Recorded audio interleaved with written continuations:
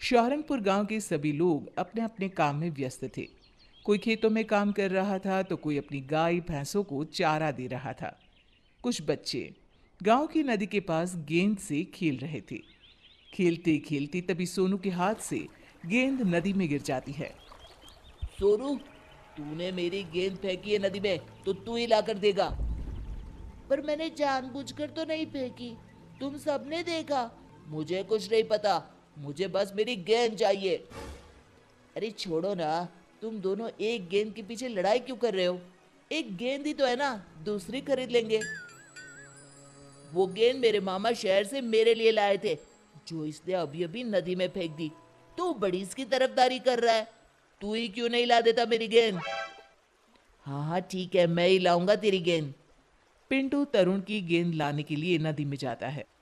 सोनू उसे जाने से बहुत मना करता है क्योंकि गेंद पानी के बहाव से बहुत दूर जा चुकी थी। पर वो सोनू की एक नहीं सुनता और नदी में चला जाता है। नदी में जाते ही उसका पैर फिसल जाता है और वो जोर जोर से चिल्लाने लगता है, बचाओ, बचाओ कोई मुझे, मैं डूब रहा हूँ। तुम्हारी वजह से देखो क्या हो गया, पिंटू डूब रहा है।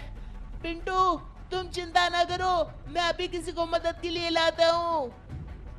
सोनू गांव से किसी को बुलाकर लाता, उससे पहले पिंटू खुद ही पानी से बाहर आ जाता है।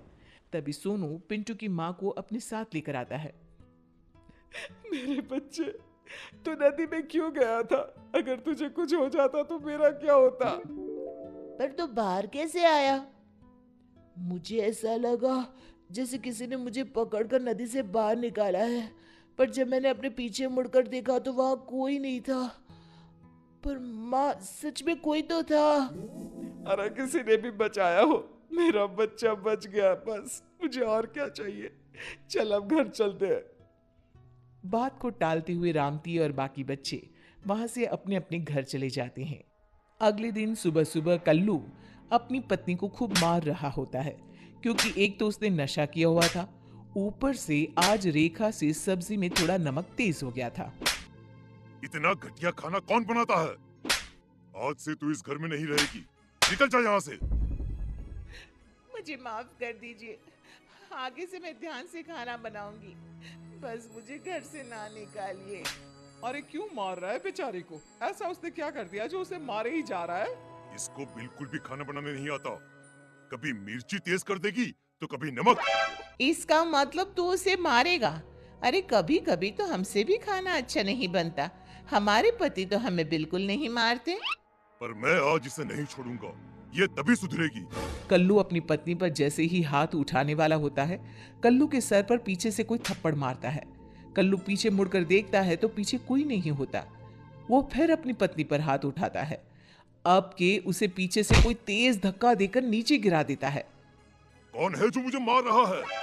पास में पड़ा डंडा अचानक हवा में उड़ते हुए आता है और कल्लू को जोर जोर से मारने लगता है। पूरा गांव ये दृश्य आंखें फाड़ फाड़ कर देख रहा होता है। अरे अरे अरे, कौन है जो मुझे इतना मारे जा रहा है? दिखाई क्यों नहीं देता तू? मैं अब कभी अपनी पत्नी को नहीं मारूंगा, जैसा बनाएगी वैसा ही खा लूंगा चुपचाप। अब मुझे छोड़ दो। कल्लू के इतना कहने पर डंडा रुक जाता है और नीचे गिर जाता है। उसकी पत्नी उसे उठाकर अपने साथ घर के अंदर ले जाती है। ये तो चमत्कार ही हो गया, ऐसा तो मैंने कभी नहीं देखा। आखिर ये कैसे हो सकता है? सामने कोई दिखाई नहीं पड़ रहा था और डंडा अपने आप कल्लू को पीटे जा रहा था। कुछ भी हो भीमा भाई, जो हुआ बहुत अच्छा हुआ। गांव के सभी लोग वहां से चले तो जाते हैं, पर रोज गांव में ऐसी ही घटना होने लगी जिसमें गांव वालों को शक होता है कि कोई तो है पर दिखाई नहीं देता वो। कुछ दिन बाद मनोरमा के झोपड़े में अचानक आग लग जाती है। उसके साथ उसका 2 साल का बच्चा भी अंदर झोपड़े में ही होता है। बचाओ, बचाओ कोई हमें! आग आग! अरे गांव वालों, मनोरमा बहन के झोपड़े में आग लग गई है, जल्दी आ जाओ, आ जाओ।